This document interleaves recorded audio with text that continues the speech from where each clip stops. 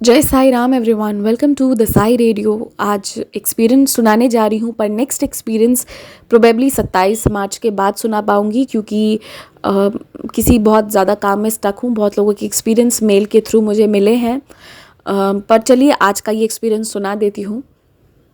आज मैं डिवोटी जैसे भेजी है मैं वैसे रीड कर रही हूँ, पर मैं दोनों तरह से करूँगी। कभी कभी on behalf of the devotee सुनाऊँगी और कभी कभी अपने शब्दों में सुनाऊँगी।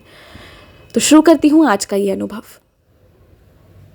मेरे हस्बैंड बाबा को बहुत मानते थे और हमारी शादी हुई थी। उसके बाद मेरा बाबा के प्रति झुकाव मेरे हस्बैंड के कारण हुआ था, क्योंकि वो भक्ति करते थे और मेरे हस्बैंड के साथ मैं रहूं तो उन्हें ये चीज़ बहुत अच्छी लगती थी। तो मुझे भी खुशी मिलती थी, वो खुश रहते थे, तो मैं सिर्फ उनके लिए उनके साथ जाती थी। तब अपने हस्बैंड के लिए जाती थी, आज बाबा और अपने हस्बैंड दोनों के लिए जाती हूँ। तो फिर हुआ ये कि हमारी शादी हुई और उसके पहले वाली ज़िंदगी मेरी बहुत अलग थी। मेरी जो दोस्त वगैरह जो सहेलियां थी, मेरा उनके साथ उठना बैठना घूमना बातें करना, शहर में अगर फिल्म चल रही है तो वो देखने जाना, बस ये सब मैं रहती थी। मैं सच कहूँ तो मैं पूजा पाठ ज़्यादा नहीं करती थी। जब तक मेरी मम्मी अगर मुझे मार के ना भगाए कि जाओ थोड़ा मंदिर भी हो लो, तब तक मैं नहीं जाती। सिर्फ हाथ जोड़ना और निकल लेना, इतना ही काम रहता था। पर मुझे नहीं पता था एक दिन कि मेरी शादी ऐसे इंसान से होगी जो इतनी आध्यात्मिक है। और मेरे हस्बैंड का रोज़ का था कि वो रोज़ मंदिर जाते थे, तो हम पर डे रात में साईं मंदिर में बैठते थे और हमारे घर से 10 मिनट की दूरी थी, तो ज़्यादा दिक्कत भी नहीं था। हम साईं मंदिर में बैठते, दर्शन वगैरह करते, बाबा के दर्शन लेते और ऐसे करते करते मेरे हस्बैंड भी बहुत खुश हो रहे थे, मैं भी खुश हो रही थी। मेरे हस्बैंड जॉब कर रहे थे, मैं उस वक्त तैयारी कर रही थी। और तब की बात बता रही हूँ जब हमारी शादी को 5 साल हो गए थे। इन 5 सालों में मैं बहुत इन्जॉय भी की हूँ, बहुत मेहनत भी की हूँ अपने हस्बैंड के साथ। और बाबा की भक्ति का सफ़र तो मेरा बहुत सुंदर रहता था। बाकी मेरे पढ़ने का समय जिस पे मैं बहुत मेहनत की हूँ, शायद मैंने शादी से पहले जो अपनी सहेलियों के साथ घूमने फिरने में जो भी समय गंवाया था, वो सब के बदले मेहनत करना पड़ रहा था। क्योंकि मेरे हस्बैंड ऐसे थे कि वो कहते थे, वो एक तिनका भी कहते मत उठाओ, रहने दो, पर तुम अपना जो चाह रही हो उसे तुम क्वालिफाई करो। क्योंकि मेरे हस्बैंड की सैलरी भी बहुत ज़्यादा नहीं थी, पर वो बहुत अच्छे इंसान थे और हमारी शादी इसलिए करवा दी गई थी क्योंकि मेरे सास ससुर भी बहुत अच्छे थे। तो मेरे मम्मी पापा ने इसलिए शादी करवा दी। लड़का ज़्यादा नहीं भी कमा रहा है, फिर भी अगर अच्छा इंसान है तो आगे हो जाएगा। और फिर उन्हें पता था कि ये भी जॉब करना चाहती है तो आगे करेगी, तो मिला जुला के हो जाएगा सब सही। तो बस यही चल रहा था। और उसके बाद की बात है कि जब मेरी शादी को तकरीबन 5 साल होने को आए थे, हुए नहीं थे, होने वाले थे, उस समय की बात है। एक बार मेरी ससुर जी बीमार पड़ गए। अब क्या है कि मेरे हस्बैंड के अलावा भी 2 भाई हैं, एक बड़े एक छोटे, ये बीच वाले हैं, पर वो दोनों थोड़े दूर दूर रहते हैं। तो मेरे ससुर जी जो हैं वो अक्सर हमारे पास आ जाया करते थे। टाउन में रहने का मन होता था तो, और गाँव में रहने का मन होता था तो घर में रह लिया करते थे। तो अभी वो जब बीमार पड़ गए थे तो जिम्मेदारी मेरे हस्बैंड के ऊपर आ गई थी दूसरे तरह से। मतलब हम जिम्मेदारी लेने से भागने वालों में से नहीं थे, कोई जिम्मेदारी नहीं, सिर्फ प्यार से रहते थे। लेकिन ये पहली बार था ना कि एक जिम्मेदारी वाली चीज़ आ गई, क्योंकि मैंने आज से पहले अपने ससुर जी को उस तरह बीमार और लाचार कभी नहीं देखा। हालांकि वो बहुत प्राउड फील करते थे कि इन बच्चों के कारण मेरे और शायद उन्हीं का ये आशीर्वाद भी रहा कि हमारी ज़िंदगी बहुत अच्छी रही। क्योंकि ना मैंने कभी उनका दिल दुखाया और ना कभी उन लोगों ने भी कोई चीज़ अपने तरफ से नहीं की। हाँ, बड़े वाले भैया भाभी जो थे वो लोग थोड़ा नज़रअंदाज कर देते थे, छोटे वाले थोड़ा सा सेल्फिशनेस दिखा देते थे, लेकिन फिर भी परिवार अच्छा ही है मिला जुला कर, और जहाँ ज़रूरत होती है सब इकट्ठे हो भी जाते हैं। तो ये वाली चीज़ थी। अब होता ये है कि मेरे हस्बैंड के ऊपर सारी जिम्मेदारी आई हुई थी और उसी समय एकदम से ऐसा होता है कि उन्हें उनकी जॉब जा रही थी। जाने का कारण मात्र इतना था कि इन्हें तो ये कह दिया गया कि अब ज़रूरत नहीं है हमें आपकी, तो इसलिए अभी हम हटा रहे हैं। पर अंदर से हमें पता चला कि कोई और बहुत टैलेंटेड है, जिसके पास ज़्यादा क्वालिफ़िकेशंस हैं, जो बहुत अच्छा है, किसी अच्छी कंपनी में भी काम कर चुका है, उसको वो लोग हायर कर रहे थे। पर हम कुछ कह नहीं सकते थे, हम कुछ कर नहीं सकते थे। मेरे हस्बैंड की वो लाचारी देख कर ना मुझे बाबा पर गुस्सा आ रहा था, क्योंकि मेरा भरोसा मेरे हस्बैंड के कारण था, बाबा पर सीधे सीधे नहीं था। और मेरे हस्बैंड के साथ ऐसा होने पर मेरा बहुत पहली बार बाबा से निराशा हुई कि बाबा हम तुम्हारी मंदिर आते रहे, हर दिन तुम्हारी सेवा करते रहे, सिर्फ मंदिर ही नहीं जाते थे, हमने बाबा की सेवा भी बहुत की है। किसी को वहाँ पर जाकर कभी खिलाना हो, कभी पुजारी जी अगर कुछ कह देना कि मंदिर में ये हो रहा है, तो मेरे हस्बैंड की सैलरी बहुत ज़्यादा नहीं थी, क्योंकि आप इसी से अंदाज़ा लगा सकते हैं कि हमारा 1 BHK ही फ्लैट था। और आपको एक बात और बता रही हूँ, जब मेरे सास ससुर आए थे, वो बीमार थे ना ससुर जी, तो वो हमारे रूम में रह रहे थे और हम जो है वो बाहर में रहते थे, डाइनिंग एरिया में सो लिए या कहीं भी ऐसे करके कर रहे थे, क्योंकि हम उससे ज़्यादा अफोर्ड नहीं कर सकते थे। वो भी हम बहुत चीज़ें काट काट कर चल रहे थे। उन दिनों मेरे हस्बैंड की बहुत ज़्यादा सैलरी नहीं थी, क्योंकि मैंने बताया ना मेरे हस्बैंड जो है वो उनके पेरेंट्स और मेरे पेरेंट्स सब अच्छे लोग हैं, तो इसलिए मेरे हस्बैंड से मेरी शादी करवाई गई थी, क्योंकि वो बहुत अच्छे इंसान थे। सैलरी वाइज तो वो उतना नहीं थे, पर सबको लगता था कि ये भी तो जॉब कर ही लेगी, तो मिला जुला कर हो जाएगा। तो इसलिए वो चीज़ें हो गई और मुझे कोई अफसोस नहीं था, क्योंकि इतने अच्छे इंसान मिले थे ना कि हम कमी में रहते थे पर हम इतना खुश रहते थे। खुशी बहुत बड़ी बात है। पर अब जो बात हो गई थी ना कि वो जिससे हमारा इतना था कि हाँ हमारा चल जा रहा था, अब वही नहीं आने वाला था, अगले महीने से वो बंद होने वाला था। तो मेरे हस्बैंड बहुत परेशान थे कि नया जॉब खोजना है। मेरे ससुर जी को हम बता नहीं सकते थे, क्योंकि वो बहुत बीमार थे उस वक्त और वो लाचार भी हो गए थे। हालांकि वो बहुत प्राउड फील करते हैं कि मेरे बच्चे जो है मेरी हर बात मानते गए और हमें कभी दिक्कत नहीं आने दिए। लेकिन एक होता है ना, इंसान बीमार होता है तो वो बीमारी वाली लाचारी, और वैसा मैंने कभी देखा नहीं था और ना मैं देखना चाहती थी। मैं हमेशा उन्हें स्वस्थ देखना चाहती थी और हमेशा चाहूँगी। तो फिर अब उस दिन होता क्या है ना कि मेरे हस्बैंड बहुत निराश थे, तो हम दोनों बाबा के मंदिर गए। बस हम दिन भर में ना थोड़ी ही देर बाबा के मंदिर जितनी देर जाते थे, क्योंकि उस वक्त ससुर जी मेरे बीमार थे। तो हालांकि मैं उन्हें ससुर जी नहीं बुलाती हूँ, मैं उन्हें भी पापा ही बुलाती हूँ, पर यहाँ पर बता रही हूँ ताकि आप क्लियरली डिस्टिंग्विश कर सके कि किसको कैसे एड्रेस कर रही हूँ। तो फिर हम बस मंदिर जाते थे, तो उतनी देर जो मेरी मम्मी जी थी, सासू माँ, वो जो है वो ससुर जी के साथ रहती थी। बाकी समय हम सब साथ ही रह रहे थे, ताकि उन्हें बिल्कुल भी अकेला नहीं लगे या बिल्कुल भी डरा हुआ महसूस नहीं करे।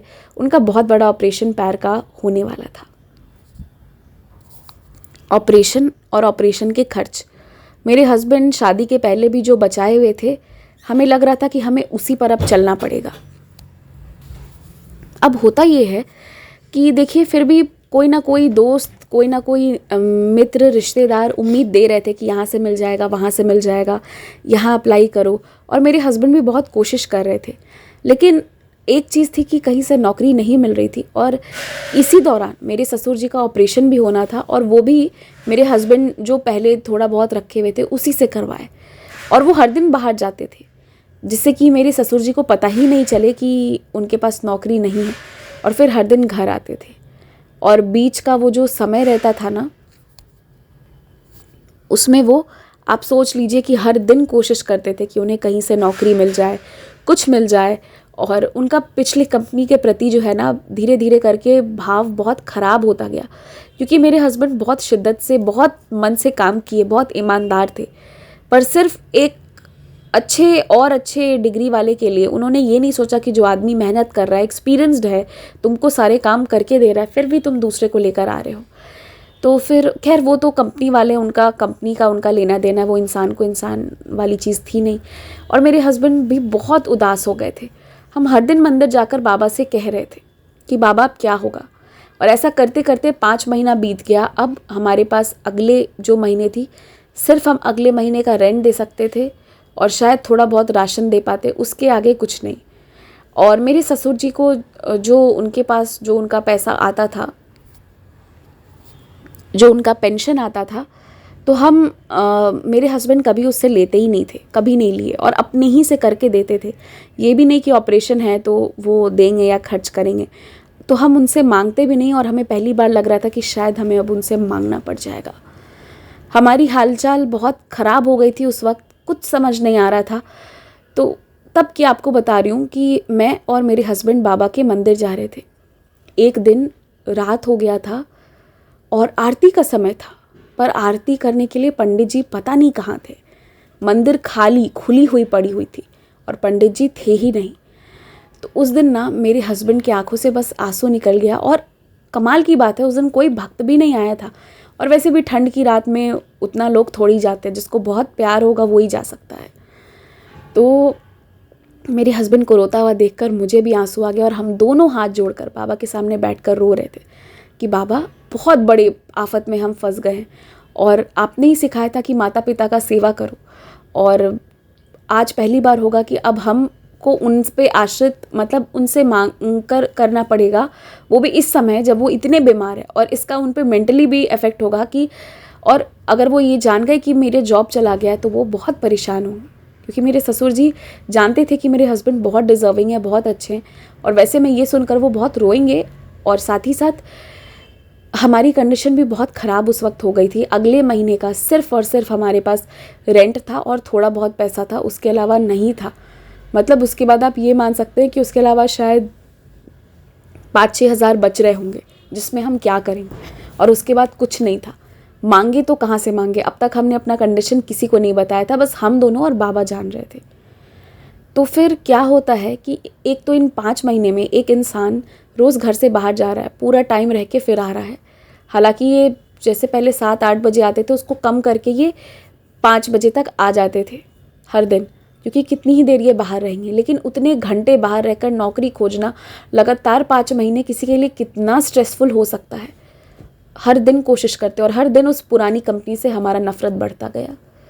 इसके बाद क्या होता है कि जिस दिन हम बाबा के सामने रो कर आए थे, आपको बता रही हूँ, उसी के अगले दिन दोपहर की बात है। मेरे हस्बैंड ऑफिस से छुट्टी ले लिए थे, ऐसा उन्होंने घर पर कह दिया, और वो सोए हुए थे। जब हम सो के उठे थे तब आपको बता रही हूँ कि मेरे हस्बैंड के तकिया के नीचे से हमें बाबा के एक व्रत कथा की किताब मिली थी। अब क्या है कि बाबा व्रत करने से मना करते हैं, ऐसा बहुत लोग कहते हैं, बहुत लोग क्रिटिसाइज़ करते हैं, पर मुझे बाबा ने वो चीज़ दिया, इसलिए मैं ये कह सकती हूँ कि वो मेरे लिए बाबा का आशीर्वाद है और वही मेरे लिए बाबा का, कह सकते हैं कि परम मंत्र है। तो फिर मुझे बाबा का ये व्रत कथा का बुक मिला, जिसे देखकर मैं और मेरे हस्बैंड एकदम शॉक्ड रह गए कि ये पिलो के नीचे से कैसे निकला। अभी तक व्रत कथा, हमने व्रत वगैरह कभी की नहीं थी और व्रत कथा की बुक हमने कभी लाई नहीं थी। तो हमें लगा कि कहीं मम्मी जो हैं इनकी, मतलब मेरी सासू माँ, कहीं वो आकर नहीं रख दी या क्या हुआ, हमें कुछ समझ नहीं आया, कुछ नहीं समझ आया। तब हमें इतना समझ में भी नहीं आया कि बाबा ही ये संकेत दे रहे हैं कि मैं हूँ तुम्हारे साथ, तुम समझने की कोशिश करो। हमें लगा कि क्या पता कहीं घर पे सबको पता चल गया और सब भी हमारे साथ बस छुपा कर हमारी सहायता करने की कोशिश कर रहे हैं, चाहे आध्यात्मिक रूप से, चाहे भौतिक रूप से, चाहे जैसे भी कर पाए। तो उसी वक्त क्या होता है कि मैंने उस व्रत कथा की बुक को देखी और मैं उसे अच्छे से वार्डरोब के अंदर डाल दी और मैंने छोड़ दिया। अब किसी ने मतलब मेरे हस्बैंड के ही किसी दोस्त ने कहा कि आप जो हैं एक बार शिरडी होकर आइए, आपका काम हो जाएगा। हम कैसे किसी को बताएं कि इस 6,000 रुपये में, जो बचे हुए 6 या 7 हज़ार थे, उसमें हम घर का राशन लाएं या अगले महीने का उसमें हम रेंट पे करने का पैसा लाएं, या हम शिरडी जाए, या हम क्या करें। और बाय द वे मेरा वापस से सिलेक्शन नहीं हुआ था, मैं वापस से रिजेक्ट हो गई थी, मैं जो एग्ज़ाम दे रही थी। तो ऐसा लगा कि सारी भक्ति का नतीजा एक ही बार आया है कि कुछ नहीं हो रहा है, सब बिगड़ गया है। लेकिन मैं गलत थी, वो तो भक्ति की परीक्षा हो रही थी मेरी, और मुझे बस सबूरी रखना था, कुछ नहीं करना था, क्योंकि बाबा ऐसा रास्ता सुंदर खोल कर रखे थे जिसको मैंने सोच भी नहीं सकती थी। तो फिर मैंने हस्बैंड को बोला कि अगर सब कह रहे हैं, हर जगह से हमें कहीं ना कहीं से कोई ना कोई कह देता है, एक बार शिरडी होकर आओ। इनके दोस्त वगैरह जो जानते थे, और कुछ लोग जो है, बस उस वक्त यही होने लगा कि कहीं ना कहीं से हर दिन हमें सुनने को मिला कि किसी के बच्चे नहीं हो रहे, किसी का कुछ नहीं हो रहा है, शिरडी गए, शिरडी से उनको आशीर्वाद मिला, उनका हो गया। तो हमें आश्चर्य, मतलब हर दिन वही बात आ रही थी, तो हमारे दिमाग में आया कि शिरडी जाऊँ। तो उस दिन मेरे हस्बैंड मेरे ससुर जी को और मेरी सासू माँ के साथ हॉस्पिटल गए हुए थे चेकअप कराने। तो उस दिन वैसे ही मैं घर का काम वगैरह करके मैं अपना पढ़ना शुरू कर दी। मैंने सोचा कोई बात नहीं, इस बार नहीं हुआ अगली बार होगा, मैं फिर से एग्ज़ाम दूंगी। तो मैं फिर से उसकी तैयारी में लग गई। फिर उसके बाद जो है, अब होता ये है कि उसी दिन की बात आपको बता रही हूँ, जब ये लोग कोई घर पर नहीं थे, मैं पढ़ रही थी, तब नीचे से बाबा की पालकी के गुजरने की आवाज़ आई। तो मैं भी उस पालकी में गई। मैंने कहा अरे वाह, बाबा की पालकी आई है। अच्छा, मेरे पास उस वक्त देने के लिए पैसे नहीं थे। ऐसा हो गया था हमारे घर पे कि किसी पर्स से 100-200 रुपया एक्स्ट्रा नहीं निकलता था। कोई मतलब एक्स्ट्रा सिक्का हमारे पास नहीं था। मतलब जैसे पहले कैसे कभी कभी होगा कि कभी बेड के नीचे से या किसी बॉक्स में से पैसा निकल गया हो, लेकिन उस दौरान जो है हम इस कंगाली के हालत पर चले गए थे कि मेरे पास पैसा एक्स्ट्रा नहीं था। तो मैं एक मुट्ठी जो है वो चावल ही लेकर चली गई। मैंने कहा चलो यही दे देते हैं। बस हम अच्छी खासी सोसाइटी में रहकर किस कंगाली के हालत में जी रहे थे, ये मैं और मेरे पति और मेरे बाबा, ये 3 लोग हम समझ रहे थे। मैं लेके गई, मैं वहाँ देने गई, तो मैंने जैसे ही वहाँ पर रखा तो वो बहुत भव्य पालकी थी, उसी पालकी के बीच में से एक बूढ़े से बाबा मेरे पास आते हैं और उनका वेश बिल्कुल बाबा की वेशभूषा जैसा था। और वो आते हैं और उन्होंने आकर कहा कि ये लो प्रसाद ले लो, और उन्होंने मुझे एक डब्बा प्रसाद का पकड़ा दिया। मैंने उस पालकी के बहुत सुंदर से दर्शन किए और वो लोग खूब फूल वगैरह बरसा रहे थे। मतलब उनके हाथ में था, मेरे बालों में भी फूल वगैरह फंस गया। और मैं फिर घर गई तो वो सारे फ्लावर्स को मैंने अलग करके रखा। पता है एक गजब की चीज़ उसमें हुई। मैं फ्लावर का जिक्र इसलिए कर रही हूँ क्योंकि तब मुझे लगा कि 2 4 5 पंखुड़ियाँ होंगी, पर जब मैं अलग करके निकाली ना तो मेरे दोनों हाथ भर गए, इतनी ज़्यादा पेटल्स निकले।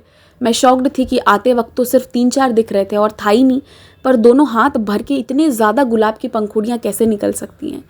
ये चीज़ मेरे साथ हुई। फिर मैंने वो जो प्रसाद है उसे मैंने रख दिया। मैंने सोचा मेरे हस्बैंड आएंगे तो फिर हम सब मिलकर खाएंगे, वो खुश होंगे, क्योंकि लाख समस्या के बाद भी वो बाबा से बोलते थे पर उनका बाबा के प्रति विश्वास कभी टूटा नहीं। तो फिर मैं उसे कमरे में रख दी थी। फिर मेरे ससुर जी आए तो फिर हम उस दिन भूल गए। उसके बाद ससुर जी आए, फिर खाना वगैरह ये सब होता रहा। फिर वो सो गए। तो ये जब वो लोग सो गए तो तकरीबन 3 4 बजे मेरे हस्बैंड भी रेस्ट करने आए फाइनली। तो फिर हम अपने हम दोनों जो हैं, क्योंकि मैंने आपको बताया ना कि हम 1 BHK वाली फ्लैट में ही रह रहे थे, जिसका कि एक रूम था वो हमने अपने सास ससुर जी को दे रखा था। तो जो डाइनिंग हॉल था उसको हम दोनों ने अपना रूम बना लिया था एक तरह से, सिर्फ पर्दे लगे हुए थे और वो हमारा रूम वही था। तो जब मेरे हस्बैंड फाइनली वहाँ सोए, और अच्छा डाइनिंग हॉल के बगल में ही हमारा बालकनी था जिसमें मैंने बाबा का पूजा घर बना रखा था। तो क्या होता है कि जब हम वो मेरे हस्बैंड आए सोने के लिए, वही वो जगह थी जहाँ सोए थे, तो उन्हें बुक मिली थी। ठीक है, अब क्या हुआ कि मैं और मेरे हस्बैंड जैसे आए तो उन्होंने वो बॉक्स देखा, तो उन्होंने कहा कि ये क्या है। उसमें साईं प्रसाद सारे तरफ लिखा हुआ था। मैंने कहा अरे अच्छा, मैं देना भूल गई। आज बहुत भव्य पालकी यहाँ से निकली थी और इसी में से मुझे प्रसाद मिला है। तो हमने जब वो बॉक्स खोला तो उस बॉक्स में से हमें ऊदी मिली, हमें उसमें सूखे हुए लड्डू मिले। वो ऐसे लड्डू थे ना जो थोड़े सूखे टाइप के होते हैं, जो ऑयली नहीं होते हैं, जो शादी वगैरह में नहीं बनते, उस तरह के वो मिली। खूब सारी मिठाइयाँ उस बॉक्स में थी और आपको पता है वो सब चीज़ें ऊपर में रखी हुई थी। और मैं उसको, मेरे हस्बैंड ने कहा एक प्लेट ले आओ, और हम उसे उस प्लेट में निकाल रहे थे। जैसे ही हमने उसको उस प्लेट में से निकाला तो उसके नीचे में से बाबा की एक बहुत सुंदर फ्रेम मिली, बहुत ही सुंदर फ्रेम, और उसके ठीक बगल में एक लिफाफा मिला। और ये बोलते हुए मेरे रूह कांप जाते हैं आज भी कि उस लिफाफा में पैसे थे। उस लिफाफा में उतने पैसे थे कि हम शिरडी चले जाए, शिरडी से वापस आ जाए। ये कभी नहीं होता है, कोई किसी को पैसे नहीं दे सकता, वो भी इतना ज़्यादा अमाउंट। मैं और मेरे हस्बैंड एक दूसरे का मुंह देखने लगे और हमने ये नहीं सोचा उस वक्त कि अरे ये पैसे मिल गए तो हम इसे रख लेते हैं, आने वाले नेक्स्ट 2-3 महीने जो है इससे हम घर का पेमेंट वगैरह कर पाएंगे। नहीं, हमने सोचा कि ये पैसे बाबा के दिए हुए हैं और ये शिरडी बुलाने के लिए ही दिए हुए हैं। तो हम ना उस वक्त जो है, और बाबा की वो जो फ्रेम मिली थी ना, इतनी सुंदर फ्रेम, ऐसा लगा बाबा अश्योर कर रहे हैं तू आजा, तेरा काम हो जाएगा। तो वो पैसे लेकर मैं और मेरे हस्बैंड ने, हालांकि सास ससुर का हमारे ऊपर जिम्मेदारी था, लेकिन हमने उनसे कहा कि हमारा शिरडी जाना बहुत ज़रूरी है।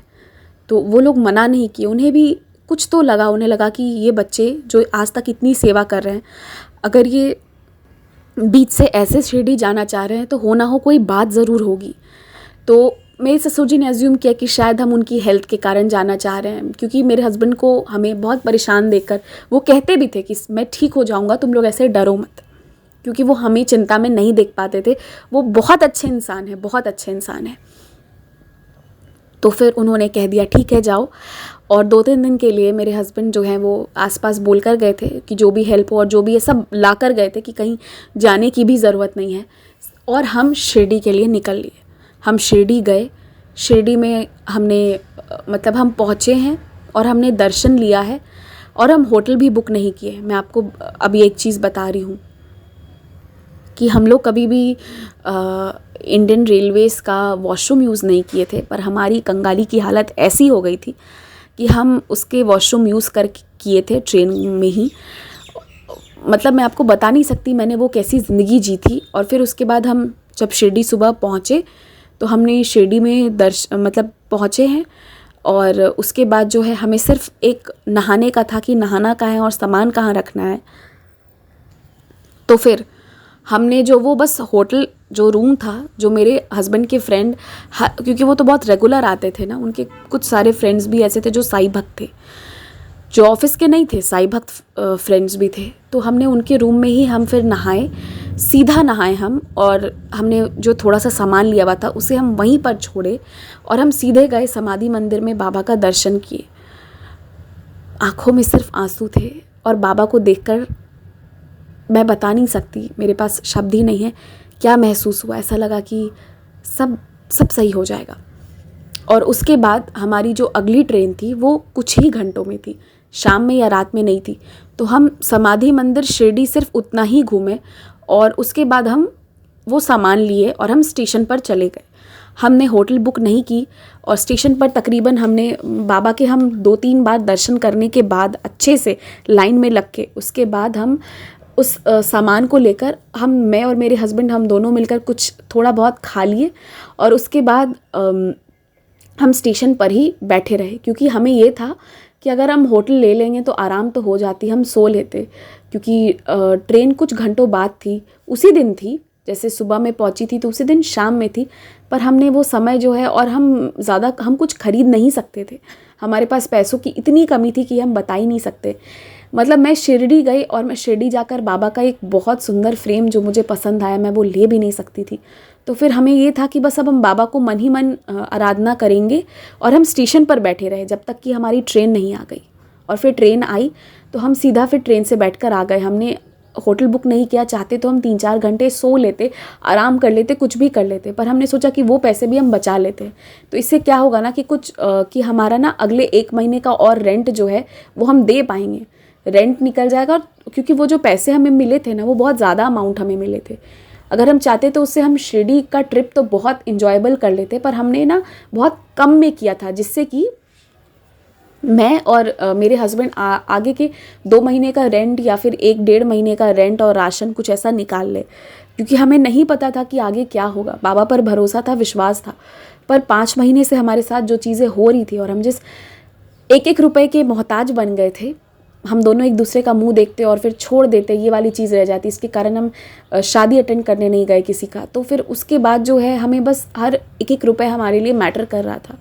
और मुझे अच्छे से याद है, हम सुबह शिरडी में खाकर बैठे थे, और उसके बाद हम पूरे दिन नहीं खाए। हमने सोचा कि क्या ज़रूरत है खाना, और रात को जो है हमने कुछ जो ऑर्डर किया था, कुछ 20 या 25 रुपए का, उसी में हम दोनों थोड़ा थोड़ा खाए, जिसमें किसी का पेट नहीं भरा। हम दोनों को भूख लगी हुई थी, पर हमें लग रहा था कि हम जितना कम में हो सके उतना कम में चले जाए। स्लीपर बॉगी से आना, स्लीपर बॉगी में चले जाना, और बस हम फिर पहुंच गए। पर पूरे उस जर्नी में ना कष्ट हमने बहुत उठाई हैं। ऐसा दिन देखा जैसा कभी नहीं देखा था, लेकिन हमने उस पूरे जर्नी में बाबा को महसूस किया, और लगातार हमारे आंखों के सामने सिर्फ समाधि मंदिर वाले शिरडी के साईं बाबा ही वही आ रहे थे सामने।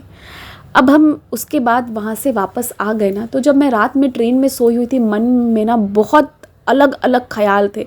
एक तरफ बाबा की भक्ति से भाव विभोर थी, दूसरी तरफ मन में ख्याल बहुत सारे। तो मैं उसी वक्त सोच रही थी उस व्रत कथा के बुक के बारे में कि वो वहाँ पर आया कैसे, किसने रखा, मम्मी जी ने रखा, मतलब मेरी सास ने रखा, या मेरे किसने रखा, वो कहाँ से आया। लेकिन फिर मैं जो ट्रेन में बैठी हुई थी ना, मेरा हाथ जो है मेरे बर्थ पर गया, जिस सीट पर बैठी हुई थी मैं, तो मैंने रियलाइज़ किया कि ये ट्रेन कहाँ से आया। ये ट्रेन पे बैठने की औकात थी मेरी? नहीं थी। ये स्लीपर वाले पे बैठ पाती? नहीं बैठ पाती। ये कहाँ से आया? क्योंकि मुझे बाबा के पालकी से पैसे मिले, जिसके कारण मैं बचा बचा के इस पे बैठ के आई हूँ, और आज थोड़ा सा खा के वापस जा रही हूँ। अभी 2 मिनट पहले तक मैं लड़ रही थी बाबा से कि बाबा आपने मुझे भूखा रखा है। 2 मिनट में बस ये सब सोचने के बाद ना मेरी पेट सच में भर गई। ऐसा लगा कि खा लिया, सब खा लिया, पेट भर गया। और मुझे ध्यान आया कि जैसे ये बर्थ मिला है मुझे, वैसे ही वो साईं सच्चरित्र भी वो साईं व्रत कथा बुक भी मुझे बाबा का ही दिया हुआ है। और मैंने अपने हस्बैंड को, वो उस वक्त सो रहे थे, लिटरली सो रहे थे, मैंने उन्हें हाथ से, मतलब वो बगल में थे, मैंने ऐसे उन्हें हिलाकर उठाया और वो एकदम से उन्हें लगा कि क्या हुआ। और मैंने तभी उनसे ये बात कही कि आप सोचिए इस बारे में, वो कोई और नहीं दे सकता है, वो बाबा का ही दिया हुआ होगा। जैसे ये शिरडी की यात्रा बाबा की दी हुई है ना, वैसे ही वो भी बाबा का ही दिया हुआ होगा। उसके बाद आप देखिए बाबा की कैसी लीला होती है। मेरे हस्बैंड भी उस चीज़ के लिए अग्री कर गए। उन्होंने कहा हाँ ठीक है, तो हम कल पहुंचते हैं, परसों गुरुवार है, उसके पहले हम तैयारी कर लेते हैं कि क्या क्या चीज़ों की ज़रूरत पड़ेंगी, और हम जो है व्रत करते हैं, हम दोनों मिलकर करेंगे। तो मैंने कहा ठीक है, हम दोनों करते हैं। तो फिर हमने बहुत कम से कम, हमने ज़्यादा से ज़्यादा खर्च नहीं किया, और जैसे व्रत कथा की विधि बताई हुई थी, हमने तय किया कि हम गुरुवार का व्रत वैसे ही करना शुरू करेंगे। इस दौरान कम खाना, कम में जीना तो हम अच्छे से सीख ही गए थे। अब गुरुवार का दिन आता है, हमने गुरुवार का व्रत करना शुरू किया, और मैंने 9 गुरुवार के व्रत मांगे थे। अब ये 9 गुरुवार का व्रत करते करते भी वो पूरा 1-1.5 महीना बीत गया, तकरीबन 2 महीने बीत गए अभी तक। और आप ऐसी किस्मत देखिए कि इनका कहीं से कोई जॉब का सीन नहीं आ रहा था। और अब हालत ये हो गई थी कि ये जो पहले ऑफिस के लिए जाते थे चुपचाप बोलकर कि मैं ऑफिस करने के लिए जा रहा हूँ, अब ये ऑफिस करने नहीं जा रहे थे। अब ये एज अ स्टाफ बन के कहीं काम कर रहे थे, और ये बात मेरे हस्बैंड ने मुझसे छुपा ली। उस वक्त उन्होंने मुझे नहीं बताया, क्योंकि उन्हें पता है कि अगर वो मुझे ये बात बता दिए होते तो मैं रोती धोती और मैं अपने पापा से हेल्प मांगती। पर मेरे हस्बैंड नहीं चाहते थे कि हम किसी के ऊपर भी बोझ बने, और वो मेरे पेरेंट्स की भी उतनी ही केयर करते हैं जितना कि अपने पेरेंट्स की करते हैं। और हम इस वक्त मेरे सास ससुर से नहीं मांगना चाहते थे, और मेरे हस्बैंड अपने सास ससुर से नहीं मांगना चाहते थे। तो इस कारण से उन्होंने मुझे बताया नहीं, पर वो ये 2 महीने कहाँ नौकरी करते रहे। अब सोचकर मुझे रोना भी आता है कि इतना बड़ा दुख वो खुद बांटते रहे खुद के अंदर, पर उन्होंने बाबा से नहीं कही। अब तकरीबन 8 महीने हो चुके थे और अब तक कोई जॉब का सीन नहीं था। और एक अच्छा आदमी जो क्वालिफाइड है, जिसके पास डिग्री है, होते हुए भी कहीं जॉब नहीं मिल रहा था। कहीं नहीं, मतलब कहीं भी नहीं। कहीं बनते बनते नहीं बनना, या ये चीज़ हो जा रही थी, या कहीं पर पहले सिलेक्शन हो जाना, बाद में ऑफ़र लेटर ही नहीं मिलना। इस तरह की चीज़ें इनके साथ लगातार होती रही, और बाद में ये एक स्टाफ के तौर पर काम करना शुरू कर दिए थे एक दुकान में, जिससे कि हम जो शिरडी के बाद आकर पैसे बचाए थे उससे 1 महीना का तो हमने रेंट दे दिया था, और अगले महीना का रेंट मेरे हस्बैंड ने मुझे उस वक्त झूठ कह दिया कि उनकी कुछ बची हुई सेविंग्स थी, उसमें से उन्होंने निकाला है। तो उन्होंने कहा कि उन्हें उस वक्त याद नहीं था, अभी याद आया कि एक और सेविंग बची हुई है। और मैंने भी ज़्यादा दिमाग नहीं लगाया, मैंने भी नहीं सोचा कि अब कहाँ से इनके पास नई सेविंग आई है। मैंने बस उनकी बात पर भरोसा करके उस वक्त छोड़ दिया। अब वो जो दुकान के वो पैसे कमा रहे थे उससे उन्होंने रेंट भर दिया। अभी 8 महीने हो गए, हम बाबा के सामने जाते रोते। हमने कहा बाबा हमारी इच्छा थी शिरडी आने की, उसके पैसे भी तुम भेज दिए, पर नौकरी क्यों नहीं मिल रही है। इधर मेरा भी रिजेक्शन हो गया, उनका भी हो गया, और अब 1-1.5 महीने के अंदर मेरा वापस से एग्ज़ाम होने वाला था। मैं पढ़ भी रही थी, बहुत चिंता भी कर रही थी, और बहुत अजीब से सिचुएशन में हम थे। और आपको एक बात बता रही हूँ, जब हम शिरडी के स्टेशन पे बैठे हुए थे ना, तब भी मेरे हस्बैंड मुझे बोल रहे थे कि तुम बैठकर पढ़ो, और मुझे वो वहाँ भी पढ़वा रहे थे, और वो बस मेरे बगल में बैठे हुए थे, सारा सामान देख रहे थे और मुझे देख रहे थे, मेरे साथ थे, मेरा हाथ पकड़े हुए थे और मुझे कह रहे थे तुम पढ़ो। और मैं शिरडी के स्टेशन पे बैठकर पढ़ रही थी। आप इमेजिन करिए कि शिरडी जाने और आने के दौरान जो खाने पीने, वॉशरूम, दर्शन, रोड पर चलने के अलावा का समय या सोने के अलावा मैं सिर्फ पढ़ी हूँ। वही मेरे हस्बैंड मुझे करने कह रहे थे और उन्होंने कहा तुम चिंता मत करो, पैसे आते रहेंगे। और उनका ये कहना मेरे लिए बहुत बड़ी बात थी, पर मुझे पता था कि वो भी अंदर से बहुत परेशान हो रहे हैं। अब जब 8 महीने बीत गए तो 9वां महीना शुरू हो गया। हमने व्रत कर लिया, उद्यापन हो गया, मेरा भी हो गया, सब हो गया, लेकिन अभी तक जॉब का कोई सीन नहीं आया था। उसके बाद क्या होता है कि मेरे हस्बैंड को जिस कंपनी से उन्हें हटा दिया गया था, वहाँ से उन्हें कॉल आता है। जस्ट इमेजिन कि वो कहते हैं कि आप वापस से अपनी पोजीशन आकर ले लीजिए, हम आपसे माफ़ी मांगते हैं और हम आपको सैलरी इंक्रीमेंट करके देंगे। पर आपको पता है वहाँ का कल्चर बहुत ख़राब था। जब उन्हें निकालना था तो उन्होंने इन्हें जलील करके निकाला, और अब जब उनके खुद के साथ धोखा हो गया तो फिर अब वो मेरे हस्बैंड को बुलाना चाहते हैं। और मेरे हस्बैंड का बिल्कुल मन नहीं था वहाँ काम करने का, पर इस वक्त उनके पास एक वही नौकरी थी जो सामने आ रहा था। तो उन्होंने सोचा कि वो अपने, कहते हैं ना कभी कभी कि अपनी इज्जत को दांव पे लगाकर वो फिर भी जाने को तैयार हो गए थे। तो मैंने बाबा से कहा कि बाबा बस यही दिन देखना रह गया था क्या, जब आप नौकरी दे भी रहे थे तो ऐसा क्यों। तो मेरे हस्बैंड गए और उन कंपनी वालों से मिला और सब कुछ हो ही गया था। अब इन्हें बस फाइनल करना ही था, मतलब फ़ोन में बात वगैरह हो ही गई थी। जब फाइनल करना था कि हाँ वो ज्वाइन करेंगे, आपको उसी दिन का बता रही हूँ, उसी दिन मेरे हस्बैंड को एक और जगह से कॉल आता है और वो लोग मेरे हस्बैंड को उनकी डिग्री के हिसाब से वो जिस पोजीशन पर थे उससे काफ़ी ऊपर के पोजीशन का जॉब ऑफ़र की, और हमारी सैलरी जो कि इतनी ज़्यादा इंक्रीज़ हो गई कि मैं आपको बता नहीं सकती हूँ। 1 BHK नहीं, अब हम 3 BHK भी ले सकते हैं। ये चीज़ बाबा ने कर दी। और ये सब कब हुआ? 9वां महीना में हुआ, 9th मंथ। बाबा का वो 9 है ना, नवेदा भक्ति। 8 महीने झेलने के बाद 9वें महीने में जाकर मेरे हस्बैंड को और वो जो दूसरी नौकरी मिली, तो फिर उन्होंने ऑब्वियसली पहली वाली कंपनी को छोड़ दिया और फिर उनके उस व्यवहार के लिए उनको उसके बाद एक डांट भी लगा दी और वो लोग कुछ बोल भी नहीं पाए। और वो फिर इस नई कंपनी में आकर उन्होंने अपना जो है वो जॉब अपना सिक्योर कर लिया।